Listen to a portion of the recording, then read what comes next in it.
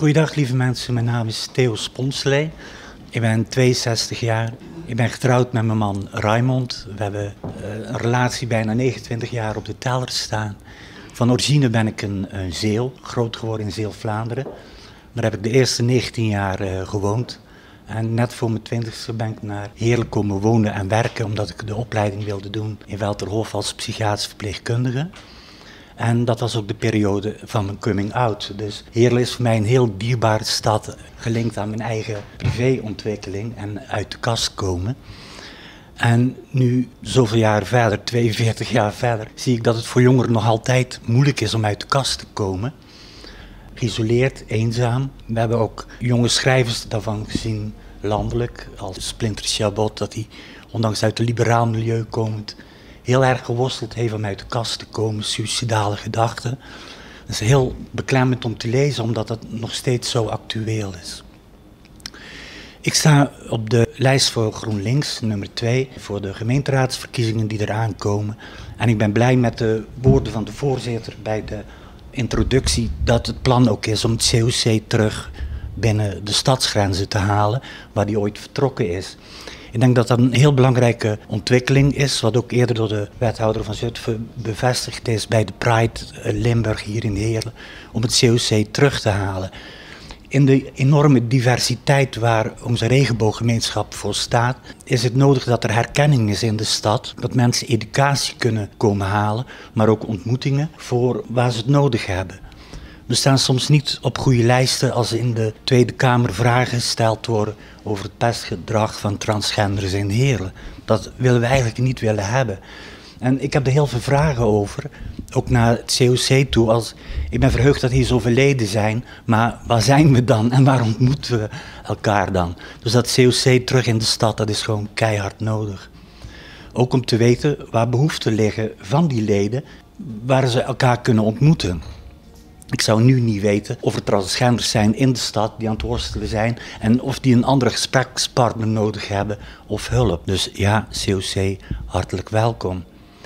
Als we een eigen locatie zouden hebben, dan zou dat gewoon fantastisch zijn, omdat je dan een vertrekpunt hebt om veel te kunnen organiseren en ontmoetingen te laten plaatsvinden.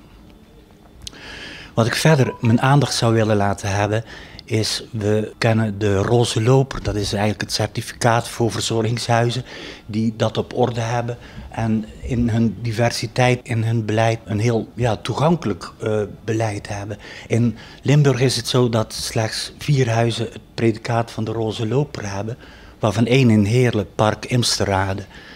Als ik dan denk dat er 15 verzorgingshuizen zijn in Heerlen, dan hebben 14 het er niet op orde. Dat wil niet zeggen dat ze niet goed zijn, maar ze hebben het niet aangevraagd en die loper ligt niet uit. Ik denk aan 1979, toen de eerste Roze Zaterdag was in Roermond tegen Gijzen. En sindsdien hebben we de traditie van Roze Zaterdag. Maar nu, zoveel jaar verder, zijn onze helden van toen niet meer vrij genoeg en zijn sommigen terug in de kast omdat ze afhankelijk zijn van hulp en zich niet durven te uiten in verzorgingshuizen om zich daar te laten verzorgen. Dat vind ik moderne schrijnendheid die ik heel erg vind. Tot slot zou ik als speerpunt ook een meldpunt willen hebben binnen de gemeente die laagdrempeliger is als politiebureau of de collega's daar van Roze in Blauw, om uitingen van discriminatie, bejegening die niet oké is, om die laagdrempelig te kunnen registreren. In de steden Tilburg en Breda wordt dat al gehanteerd om dat heel laagdrempelig te registreren. En hoe meer meldingen uit een bepaalde wijk of straat komen, dan kun je daar ook meer surveillance naartoe sturen, BOA's. Maar zou je afhankelijk van de klacht ook meer verlichting kunnen plaatsen om de stad veiliger te maken in wat die bedoeld is voor ons allemaal, om allemaal vrij te kunnen ontwikkelen en te kunnen zijn. En dat zijn heel belangrijke punten die ik onder de aandacht wil brengen in de stad, omdat alleen symboolpolitiek, het hebben van een regenboogvlag of de zebrapaden, dat is voor in hoe we het nu allemaal hebben, is het niet voldoende in de stad. Is het natuurlijk een zichtbaarheid, maar zou ik het nog meer willen uitventen in toegankelijkheid voor wie het nodig heeft. Dat is eigenlijk een beetje van mij uit, van deze kant, voor jullie ook. Dankjewel. Lieve luisteraars allemaal die naar deze verhalen van ons gaan aanhoren. Ik ben Elian, ik ben lijsttrekker voor Partij voor de Dieren. Partij voor de Dieren is een emancipatiepartij. We komen op voor dieren, maar we zijn eigenlijk allemaal dieren. Alleen ieder soort is anders geëvalueerd. Dus de mens heeft in zijn ontwikkeling een aparte positie ingenomen. Wij hebben ons bovenaan de beschaving gezet. Wij weten het allemaal. En daardoor is er ook heel veel fout gegaan. Alleen nog de volken die in de oerwouden leven, die leven met de wereld om zich heen en die erkennen dat alles een ziel heeft. Dat hebben wij losgelaten. Als ik zeg, we komen voor alles en iedereen op, omdat we emancipatiepartij zijn, dan komen we ook op voor de mensen die achtergesteld worden, die geen stem hebben. En in dit geval is dat de LHBTQI. En in de afgelopen 4 jaar hebben we in Heerlen in de gemeenteraad gezeten. We zitten al een aantal jaren in de provincie. En als ik dan even begin over de provincie, want dat was daarvoor. In 2017 hebben we dus een verzoek ingediend dat Limburg regenboogprovincie werd. Daarna hebben we in 2020 hebben we het diversiteitscharter ondertekend, of in ieder geval gezegd dat er meer ondersteuning moest komen van de provincie voor het diversiteitscharter. Heerlen is al een regenbooggemeente sinds een aantal jaren. En wat we missen hier is een vestiging van het COC in de stad. Waarom? Wij denken dat je om een verandering teweeg te brengen in discriminatie, etnische profilering, noem maar op, dat het moet beginnen bij voorlichting. Voorlichting in de scholen. En dat kun je zeggen, de gemeente moet dat doen, maar ik denk dat het dus door de belangenvereniging, door het COC, dat de aandrijfkracht moet zijn.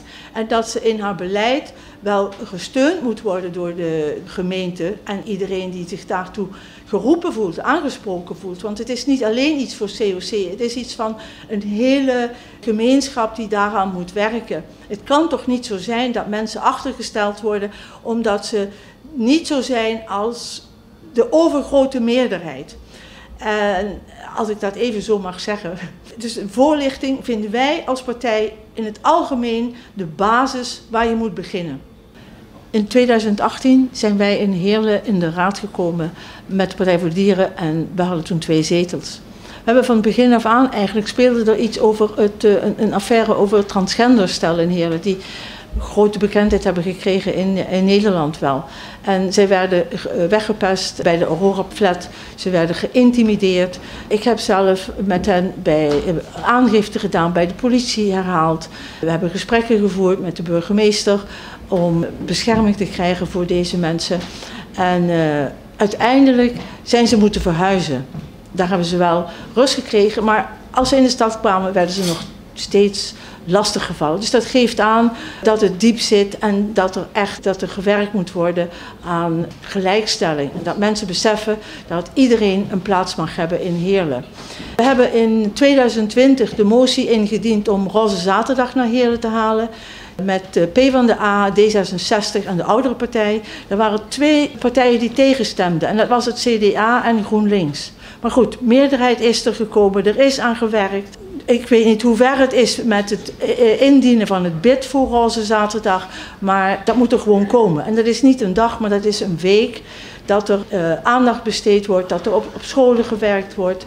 Dus het gaat breder dan die ene dag dat we feesten, want het is een feestelijke aangelegenheid. Als je dus in detail gaat kijken, dan zijn er dus veel zaken die niet kloppen in onze samenleving. Dat heeft te maken met mensen die niet heel goed mee kunnen. We zitten in een systeem dat gericht is op groei, op vooruitgang, commercie. Het mededogen, dat ontbreekt veel. En ik denk dat dat moet terugkomen in alle lagen en alle aspecten van de samenleving. Goedemiddag, mijn naam is Ruud Kokkelkorn. Ik ben woordvoerder maatschappij en financiën voor de VVD hier in Heerlen, kandidaat raadslid en een witte hetero man van midden 40 en vader van 4 kinderen. Maar wel een onderwerp dat de VVD als liberale partij en mij persoonlijk ook heel erg aan het hart gaat.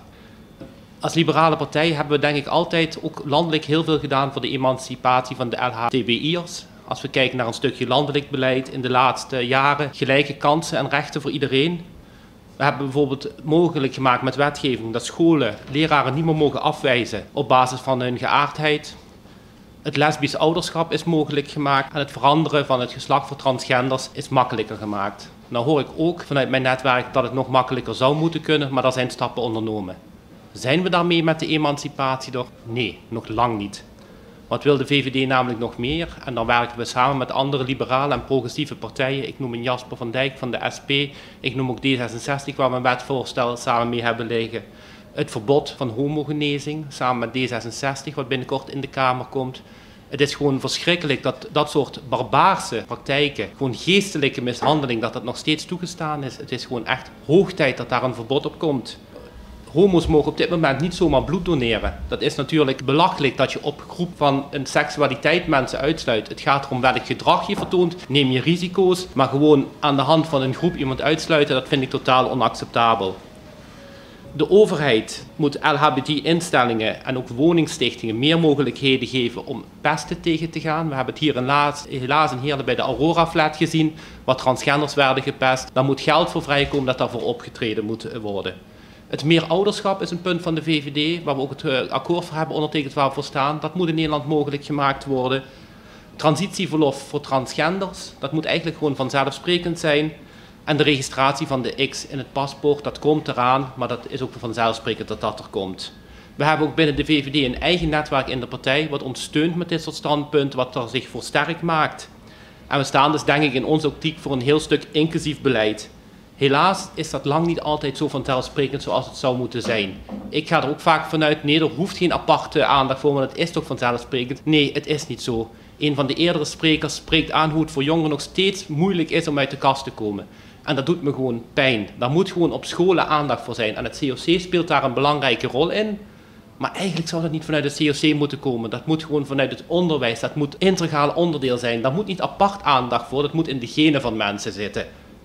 Dus, maar helaas, dat is nog niet zo. En ook als het gaat over veiligheid en zeker bij mensen met een niet-westerse achtergrond. We hebben een AZC hier in Heerlen. Daar moet gewoon zeker ruimte zijn voor eigen persoonlijkheid, eigen seksualiteit. En dat gaat gepaard met een stukje veiligheid. En dat moeten we met handhaving, met de gemeente, moeten we dat gewoon borgen. Als gemeente moeten we dan ook genderinclusief denken. Een voorbeeld bijvoorbeeld, op het moment dat ik hier in Heerlen een restaurant zou willen beginnen, ben gerust, ik heb geen ambitie, maar stel, dan staat in het bouwbesluit dat ik een aparte toiletvoorziening voor dames en voor heren moet aanleggen. Dat is gewoon niet meer van deze tijd. Dat dat nog steeds in besluiten staat, dat dat opgelegd wordt door de overheid, dat kan in een land zoals Nederland niet. Ik denk dat ik eigenlijk al heel veel heb gezegd. Het COC, we hebben het er net eventjes over gehad, de Roze Zaterdag hier in Heerlen.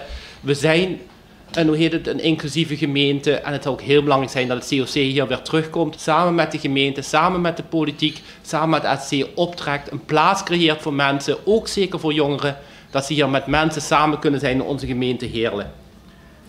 Ik denk dat ik daarmee eigenlijk bijna alle zaken heb genoemd en ik vind het gewoon geweldig dat we hier samen met progressieve en liberale partijen samen zijn. En ik roep iedereen vooral ook op, ga stemmen en stem inclusief. Ga voor Heerlen.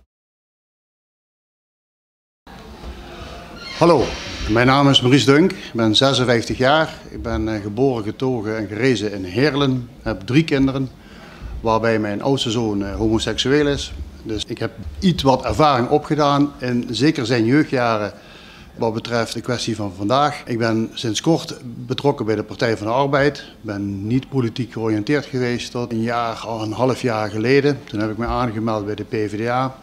Ook deels vanwege de programmaopzet, waar zeker in het verkiezingsprogramma van de Partij van de Arbeid een heel hoofdstuk gewijd is puur alleen maar aan kleinere groepen in de samenleving die echt hulp nodig hebben. Met mijn zoon heb ik meegemaakt, het is ook al de voorgaande sprekers gezegd, dat je dus van zelfmoord gedacht is tot en met uit de kast komen. En ik pretendeer toch ook een open gezin te hebben, net als de familie van Bart Chabot, met alles erop en eraan. Dat toch, die schaamte, dat probleem, dat toch blijft. Ik heb ook gezien dat binnen het onderwijs gevestigde orde toch moeite heeft met deze jeugd. Als je voor een stageplek gaat, dat er dan toch directeuren zijn van een tweetalig onderwijs in Maastricht die zeggen van ja, maar ik durf je niet met kinderen te laten omgaan. Ik bedoel, alsof homofilie en pedofilie hetzelfde is. Het zijn gewoon praktijkvoorbeelden die je aan het denken zetten en die op een gegeven moment ook als vader anders daarna gaan kijken. Ook omdat je een heterozoon hebt en een dochter hebt die ook daar weer anders op reageren. Vandaag de dag is het sowieso een ander thema als 20, 25 jaar geleden. Er zijn al zeker stappen gemaakt. Ik ben alleen ervan overtuigd dat het steeds meer uitleggen wat eigenlijk de problemen en de gevaren en de risico's zijn van heel snel een mening vormen, zal bijdragen aan een stukje acceptatie. Voor mij is dat ook het belangrijkste punt, en gelukkig had de PvdA dat ook staan, dat het accepteren van elkaar, iedereen telt mee, dat gewoon een heel belangrijk issue is. En dat je van daaruit ook kunt gaan bouwen aan oplossingen, aan samen met elkaar door een deur en daar je basis voor kunt leggen. Nou, in dat kader is het dus ook heel erg belangrijk dat je jezelf moet kunnen zijn. En dat moet je ook kunnen zijn in een omgeving waar je je dan ook veilig voelt. Onze optiek begint dat eigenlijk al op school. Als je met de juiste voorlichting daar al mensen laat kennismaken met diverse gedachten en ook andere zaken, dan kun je ook op dit punt stappen maken en heel duidelijk daar al acceptatie creëren. Maar dat gaat ook door tot verzorgingscentra. Het is natuurlijk ook zo dat je kunt wel zeggen van ja, jong geleerd is oud geaccepteerd. Maar je ziet ook dat de opvang van de ouderen, en we zijn een gemeente die redelijk goed vergrijzen, dat toch ook daar nog wat aandacht nodig is. Dus ik dacht me te herinneren dat we in 2009 regenboogcertificaat als gemeente Heerlen binnenhaalden. Wellicht is dit een mooi moment voor deze nieuwe raad die dadelijk vanaf 16, 17 maart gaat starten, om wellicht voor een tweede certificaat te gaan. En dat is eigenlijk de roze loper. En daar is al genoeg over gezegd, maar ik denk dat dat heel belangrijk is om weer even goed onder de aandacht te komen, uit te leggen wat we doen. Het COC moet daar zeker in kunnen ondersteunen en in kunnen helpen. Ik vind het een politieke verantwoordelijkheid waar we gebruik kunnen maken van een groep als het COC. Ik zou me diep schamen als ik afhankelijk moest zijn van het COC om een Heerlen voor elkaar te krijgen. Dat was mijn verhaal, PvdA. Mijn naam is Tom Dragstra, 27 jaar en ik ben zelf ook gay. Ik zeg bewust gay omdat het woord homo een negatieve bijklank heeft gekregen. Doordat er heel vaak dat als scheldwoord wordt gebruikt op scholen, bij sportverenigingen, in stadions en op heel veel andere plekken. Het is heel belangrijk dat er aandacht voor is en dat we ervoor zorgen dat dit steeds minder voorkomt. Om de urgentie aan te geven zou ik eerst naar Oekraïne willen gaan. De situatie die nu op dit moment heel erg speelt. Er gaan geruchten dat er een lijst wordt opgesteld door Rusland om de mensen van de LGBTIQ-gemeenschap naar kampen te vervoeren. En dat is natuurlijk verschrikkelijk. Deze situatie, dat is gewoon verschrikkelijk.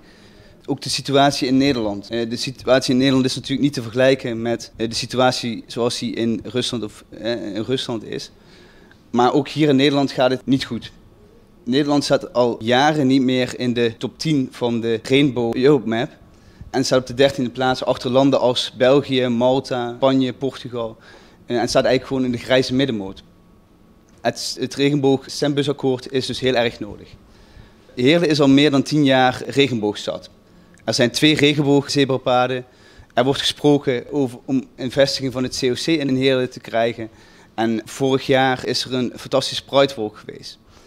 Dat zijn fantastische activiteiten en in Heerlen staan we voor een open, tolerante, inclusieve en diverse stad. Maar we zijn er nog lang niet, want zoals ook al gezegd werd er in 2019 werden Christina en Ariane, 2 transgenders, weggepest uit de hoorafgeleidt. Dat is natuurlijk verschrikkelijk. En ook vaak worden homo's nageroepen. Op scholen is er nog niet altijd acceptatie, horen we. En op straat kan het ook veel beter. Daarom willen wij als D66 nog veel meer zichtbaarheid creëren. Want diversiteit zorgt voor kwaliteit. We willen een inclusief beleid met aandacht voor de LGBTI-personen, conform met het diversiteitspact van het COC. Dat willen we ook meenemen in het coalitieakkoord als we in de coalitie komen. Voor veiligheid, recreatie, sport en zorg.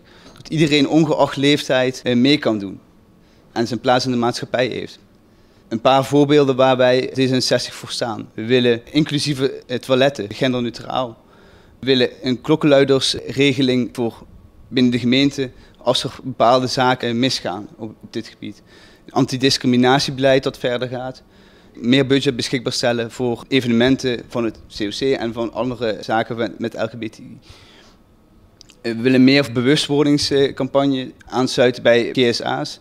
Ervoor zorgen dat er op scholen meer voorlichting komt. En dat is natuurlijk wel in samenwerking met scholen, maar als gemeente gaan we daar niet over. op voetbalverenigingen simuleren dat er meer en andere sportverenigingen. En ik noem voetbalverenigingen omdat daaruit blijkt dat vaak de acceptatie eigenlijk het minste is. En daar willen we dus ook vooral op inzetten, maar ook op andere sportverenigingen. En dat zijn mooie plannen. En we willen dit gezamenlijk met alle andere partijen bereiken de komende periode. En het gaat niet alleen om plannen, maar het gaat vooral dat we met z'n allen op straat kunnen lopen, ongeacht welke seksuele voorkeur je hebt. Dat je hand in hand kan lopen zonder nageroepen te worden, de meest verschrikkelijke scheldwoorden.